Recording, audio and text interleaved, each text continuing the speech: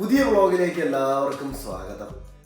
ഞാൻ ജോലിക്ക് പോയിട്ടില്ല, ഉറങ്ങാനും പോയിട്ടില്ല. പക്ഷെ ഇതിന് രണ്ടിനും മുന്നുള്ളൊരു സമയമുണ്ട്, ഭക്ഷണം കഴിക്കുന്ന സമയം. ആ സമയത്തിൽ ഇന്ന് എന്ത് കഴിക്കുമെന്നുള്ള ആലോചന എന്നെ നല്ല രീതിയിൽ ചുറ്റിക്കറക്കിയിരുന്നുവെങ്കിലും തിരിച്ച് ഹോസ്റ്റലിലെത്തി ഫ്രഷ് ആയി കഴിഞ്ഞപ്പോഴാണ് എനിക്ക് ആ വിളി വന്നത്. ഡിന്നറിന് കൂടുന്നു. ഡിന്നറിന് നമുക്ക് എന്നുള്ളത് മറ്റൊന്നുമല്ല, നമ്മുടെ സ്വന്തം, നമ്മുടെ പ്രിയങ്കരനായ മന്തിച്ചാട്ടനാണ്. കഴിഞ്ഞ പ്രാവശ്യം കോഴിയെ മലർത്തി കിടത്തിയെങ്കിൽ ഇത്തവണ നമ്മൾ കമിഴ്ത്തി കിടത്തിയിട്ടുണ്ട്. നമ്മുടെ സ്വന്തം മന്തി ഇവിടെ ചിക്കനായിട്ട് ഇങ്ങനെ ഇരിക്കുന്നു. ഇനി ഇതൊന്നും കൂടി കഴിച്ചാൽ മതി. അപ്പോൾ ഈ മന്തിയും ഞങ്ങളുമാണ് ഇന്നത്തെ ഈവനിങ്ങിന് സ്പെഷ്യൽ. ഇവിടെ നിന്ന് കുറച്ച് പീസ് ഞങ്ങൾ എടുത്തിട്ട് നാളെ ഇങ്ങോട്ട് കൊണ്ടുപോകും. അങ്ങനെയാണ് നമ്മുടെ മൊത്തത്തിലുള്ള ഒരു പരിപാടി. എന്തെങ്കിലും ആവട്ടെ, പരിപാടി കളർഫുള്ളാണ്. നമ്മുടെ ഡിന്നറ് തകർപ്പനുമാണ്. നാളെ ഇതിൻ്റെ എനർജി നമുക്കും ഉണ്ടാകും. അപ്പോൾ ശുഭദിനം. ഇന്ന് മഴ ദിവസമായിരിക്കുമെന്നാണ് വെതർ പറഞ്ഞത്. അതായത് കട്ട മഴയായിരിക്കും എന്നാണ് വെതർ പറഞ്ഞത്. അതായത് ഞാൻ ജോലിക്ക് പോകുന്ന സമയം കേട്ടോ. പക്ഷേ എൻ്റെ ഭാഗ്യം അപാരമായതുകൊണ്ട് തന്നെ ഞാൻ ഇറങ്ങിയ സമയത്ത് മഴയില്ല. അതായത് വെതർ പറയുന്നത് 110% ഉറപ്പായിരുന്നാലും ചില സമയത്ത് നമ്മൾ ഭാഗ്യം കൊണ്ട് രക്ഷപ്പെടും എന്ന് പറയുന്നത് ഇതാണ്. അപ്പോൾ മഴയില്ല, മഴയുണ്ടെന്ന് പറഞ്ഞിട്ടും പക്ഷെ മഴ ഏത് നിമിഷം പെയ്യാനുള്ള സാധ്യതകളുണ്ട്. മഴ ഇത്രയും നേരം പെയ്യുകയായിരുന്നു എന്നുള്ള ലക്ഷണങ്ങൾ റോട്ടിലൊക്കെ ഉണ്ട്. എന്തെങ്കിലും ആവട്ടെ, ഇപ്പം മഴയില്ല, അതുകൊണ്ട് തന്നെ ഐ ആം ഹാപ്പി. പക്ഷെ മഴ പെയ്ത ഫീലുണ്ട്, ആ ഒരു തണുപ്പ് കിട്ടുന്നുണ്ട്. പിന്നെ ടെമ്പറേച്ചറും ചെറുതായിട്ട് കുറവാണ്, 8 ഡിഗ്രി ഉള്ളൂ. ഞാൻ അധികം വീണാട്ടിക്കണ്ട എന്നുള്ള ഭാവത്തിൽ ഹൂഡി എടുത്തിട്ട് ഉള്ളിൽ ചെറിയ ടീഷർട്ടാണ്, ഉള്ളിൽ ഷർട്ട് എടുപ്പുണ്ട്. അപ്പോൾ ഇനി ജോലിക്ക് പോകുന്ന പരിപാടിയാണ്. ഇന്നലെ പോളണ്ടിൽ ഫ്ലാഗ് ഡേ ആയിരുന്നു. എന്താ സംഭവം എന്ന് വെച്ച് കഴിഞ്ഞാൽ നമ്മുടെ നാട്ടിലെ സ്വാതന്ത്ര്യ ദിനം പോലൊക്കെ സെറ്റപ്പ് പബ്ലിക് ഹോളിഡേ ആയിരുന്നു. എനിക്ക് സെൻറ്ററിൽ പോകണമെന്നുണ്ടായിരുന്നു കേട്ടോ. എല്ലാ ബിൽഡിങ്ങിൻ്റെ ഫ്രണ്ടിലും കൊടി വയ്ക്കും. ഓരോരോ നല്ല നല്ല ആചാരങ്ങൾ, അല്ലാതെ എന്ത് പറയാൻ. അങ്ങനത്തെ ദിവസങ്ങളിൽ പോളണ്ടിലൊരു പ്രത്യേകതയുണ്ട്. ഇൻ്റർനാഷണൽ സ്റ്റുഡൻസ് അഥവാ ഇൻ്റർനാഷണൽ പീപ്പിൾ ഒന്ന് ശ്രദ്ധിക്കണം. കാരണം ഇച്ചിരി പാട്രിയോട്ടിസം കൂടുതൽ തലയ്ക്ക് പിടിച്ച ടീമുകൾ നമ്മുടെ നേരത്ത് കൈവയ്ക്കുന്ന ദിവസം കൂടിയാണ് ആ ദിവസം. അതൊരു രഹസ്യമായ പരസ്യമായ സത്യമാണ്. അപ്പോൾ നമ്മൾ സൂക്ഷിച്ചാൽ നമ്മുടെ ദേഹത്ത് മണ്ണാവാതെ ഇരിക്കും. ഞാൻ ഇന്നലെ ജോലിക്കൊക്കെ പോയപ്പോൾ ഒന്ന് നോക്കിയായിരുന്നു ആരുടെയെങ്കിലും കിട്ടാൻ സാധ്യതയുണ്ടോയെന്ന്. കാരണം ആ ദിവസം എല്ലാവരും കണ്ടുടങ്ങി. അതായത് പോലീസുകാരോട് എല്ലാവരും കണ്ടുടങ്ങി. കിട്ടി. കഴിഞ്ഞ വർഷം എൻ്റെ ഒരു കൂട്ടുകാരന് റീനക്ക് എന്ന് പറയുമ്പോഴത്തെ സെൻറ്ററിൽ നിന്ന് നല്ല ടപ്പാന്ന് പറഞ്ഞ് കിട്ടിയായിരുന്നു. അപ്പോൾ എന്തിനാ ഇത് കാണാൻ പോയതാ. അപ്പോൾ നല്ല രീതിയിൽ അങ്ങോട്ട് കിട്ടിയിരുന്നു. ഒന്നല്ല, അവൻ്റെ കൂട്ടുകാർക്ക് അവരാ വന്നൊരു സെറ്റിന് മൊത്തത്തിൽ അവൻ പറഞ്ഞത് പോയപ്പോൾ കുഴപ്പമില്ല, തിരിച്ചു വരേണ്ട സമയത്ത് ഒരു കൂട്ടം അവരെ വട്ടം പിടിച്ചു. എന്നിട്ട് വെറുതെ ചോദിച്ചു, അത് എന്തിനിവിടെ വന്നു, ഇന്ന് ഞങ്ങളുടെ രാജ്യമാണ് എന്നൊക്കെ പറഞ്ഞിട്ട് പിന്നെ അടി ഡിമ്മരൊക്കെ ചെന്നം പിന്നെ ഓടി. എന്നിട്ട് എന്തോ ഇതിനായിട്ട് ചത്തില്ല. അങ്ങനത്തെ സംഭവം ഇവിടെ ഉണ്ടാവാറുണ്ട് കേട്ടോ. റേസിസം കാര്യങ്ങളൊക്കെ ചിലരൊക്കെ അന്വേഷിക്കാറുണ്ടല്ലോ. അങ്ങനത്തെ ദിവസങ്ങൾ എല്ലാ രാജ്യത്തും ഉണ്ടാവും. ഇപ്പോൾ നമ്മുടെ സ്വാതന്ത്ര്യ ദിനത്തിലും ഉണ്ടാവുമല്ലോ കുറേ അത്രയും പാട്രിയോട്ടിസം പിടിച്ചവന്മാരുടെ പ്രശ്നങ്ങൾ ഇവിടെയുണ്ട്. ഇത് പാട്രിയോട്ടിസം ആണത് വേറെ എന്തെങ്കിലും കലിപ്പ് തീർക്കുന്നതാണോ എന്ന് ചോദിച്ചാൽ എനിക്കറിയാൻ പാടില്ല. എന്തെങ്കിലും ആവട്ടെ, അങ്ങനത്തെ പരിപാടി ഇവിടെ ഉണ്ട് എല്ലാ വർഷവും. അത് എല്ലാവരും അല്ല, ഞാൻ എപ്പോഴും എടുത്തു പറയുന്നത് എല്ലാവരും അല്ല, എക്സെപ്ഷണൽ കേസസ് ആണ്. അമ്മേ അപ്പം അത്രയ്ക്കുള്ള കാര്യങ്ങൾ. ഇനി നമ്മൾ പോവുകയാണ്, ട്രാമിന് വേണ്ടി കാത്തു നിൽക്കുന്നു. ട്രാം ഏത് നിമിഷം വേണമെങ്കിലും വരാം. അവിടെ നിന്നും ഞാൻ അവസാന സ്റ്റോപ്പിൽ നിന്നാണ് തുടങ്ങുന്നത്. പറഞ്ഞ് തീർത്തില്ല. വരുന്നത് ട്രാമാണോ എൻ്റെ? അല്ല, പറ്റിച്ച് ട്രാം വരുന്നില്ല. ഇപ്പുറത്തുനിന്ന് പോയ ട്രാമിൻ്റെ ലൈറ്റ് റിഫ്ലക്റ്റ് അടിച്ചതാണ്. അപ്പോൾ എന്തെങ്കിലും ആവട്ടെ, ഇനി ജോലിക്ക് പോയിട്ട് ബാക്കി കാര്യങ്ങൾ. ശുഭദിനം. ഞാൻ എവിടെ പരിപാടി അവതരിപ്പിച്ചാലും എന്തെങ്കിലും പ്രശ്നമുണ്ടാവും. ഇന്ന് എന്ത് പറ്റിയെന്ന് വെച്ച് കഴിഞ്ഞാൽ ഞാൻ വരേണ്ട ട്രാം വന്നില്ല. അതുകൊണ്ട് തന്നെ ഞാൻ വൈകി അരമണിക്കൂർ. എല്ലാവരോടും ഇരുന്ന് വർത്തമാനം പറഞ്ഞ് ചിരിച്ചളിക്കുക. Having fun. കണ്ടോ ഇവിടെ ഒട്ടക്കസേര സമയമുള്ള വരില്ല. നമുക്ക് തുറന്ന് ബാക്കി കാര്യങ്ങളിലേക്ക് പോകാം. തുറക്കാത്തപ്പോൾ കണ്ട.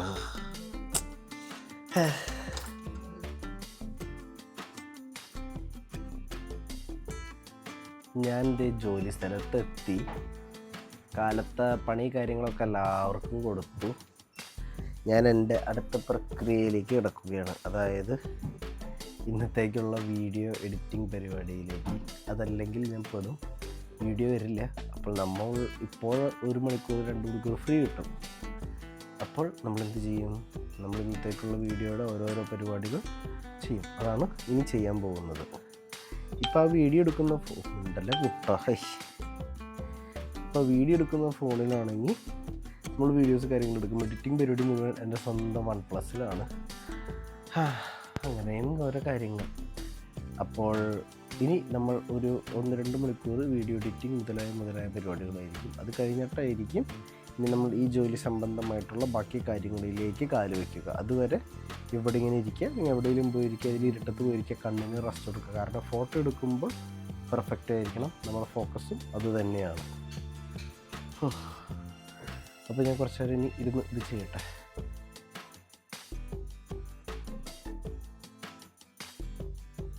മോർ ഓർ ലെസ് എല്ലാ ദിവസവും ആരെങ്കിലുമൊക്കെ എൻ്റെ അടുത്ത് ചോദിക്കുന്നൊരു ചോദ്യമാണ്, പോളണ്ട് ജീവിക്കാൻ പറ്റിയ സ്ഥലമാണോ? പോളണ്ടിൽ വന്നാൽ പച്ച പിടിക്കുമോ? പോളണ്ടിൽ വന്നാൽ രക്ഷപ്പെടുമോ? അങ്ങനത്തെ സംഭവം. ഒരു റിയലിസ്റ്റിക് സൈഡ് പറയുകയാണെങ്കിൽ ബാക്കി കുറേ യൂറോപ്യൻ രാജ്യങ്ങൾ വെച്ച് നോക്കുമ്പോൾ ഇവിടെ ലിവിങ് എക്സ്പെൻസ് കുറവാണ്. ആ ഒരു റിയലിസ്റ്റിക് പാർട്ടുണ്ട്. അത് ഉള്ളതുകൊണ്ട് തന്നെ ഇവിടെ കിട്ടുന്ന പേയും കുറവാണ്. ഇപ്പോൾ കുറേ യൂറോപ്യൻ രാജ്യങ്ങളിൽ യൂറോ കിട്ടുമ്പോൾ നമുക്ക് പോളണ്ടിൽ കിട്ടുന്നത് സ്ലോട്ടിയാണ്. പക്ഷേ ഇതേ സാധനം IT പ്രൊഫഷൻ ബേസ്ഡ് ആയിട്ടുള്ള ജോലിയിലാണ് നിങ്ങൾ ചെയ്യുന്നത് എന്നുണ്ടെങ്കിൽ നല്ല കിട്ടില്ല സാലറി കിട്ടും.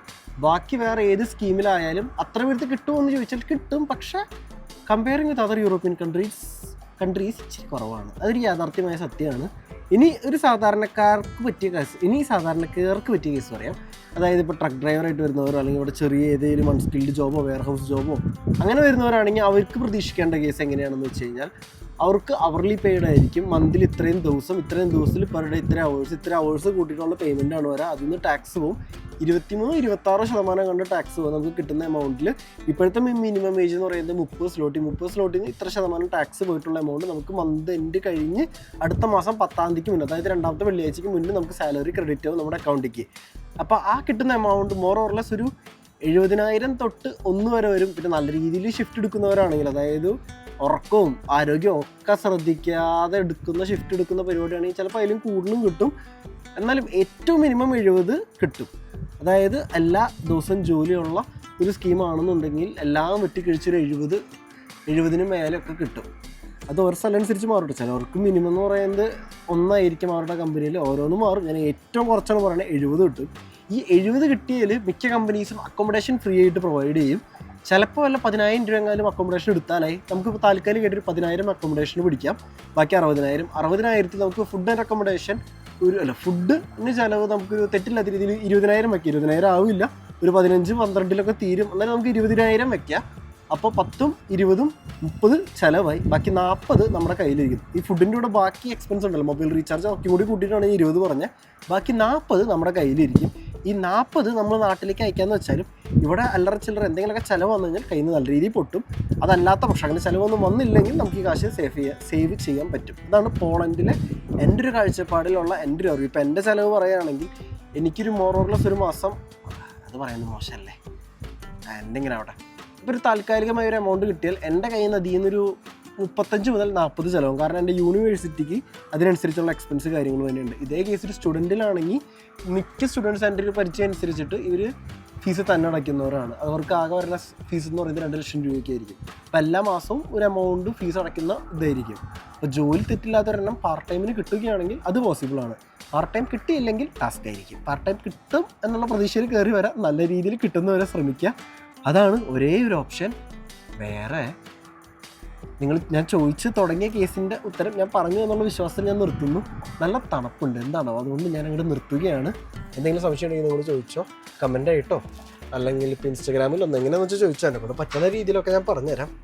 അപ്പോൾ സംഭവം മനസ്സിലായല്ലോ. നിങ്ങൾക്ക് കിട്ടുന്ന ജോലി, നിങ്ങളുടെ സാഹചര്യം, നിങ്ങളുടെ ആ ഒരു പർട്ടിക്കുലർ കമ്പനി നിങ്ങൾക്ക് പ്രൊവൈഡ് ചെയ്യുന്ന അവേഴ്സ് ഒക്കെ ഇതിനെ ബേസ് ചെയ്തിട്ടാണ് നിങ്ങളുടെ പോളണ്ടിലുള്ള ജീവിതം സെറ്റാകുമോ ഇല്ലയോ എന്ന് പറയുന്നത്. പിന്നെ എൻ്റെ ഒരു കാഴ്ചപ്പാടിൽ ഇപ്പോൾ വെയർ ഹൗസ് ജോലിക്കോ അതോ ചെറിയ അൺസ്കിൽഡ് വർക്കിനൊക്കെ വന്നിട്ട് നിങ്ങൾ ഫാമിലിനെ കൊണ്ടുവരുന്ന പരിപാടി നോക്കരുത്, താങ്ങത്തില്ല.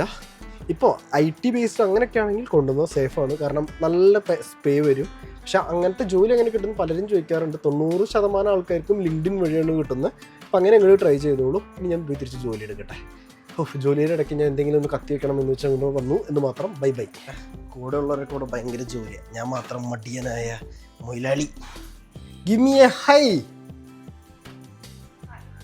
Olivia, give me a high. സീരിയസാ, ഭയങ്കര സീരിയസാണ് പുള്ളിക്കാരി.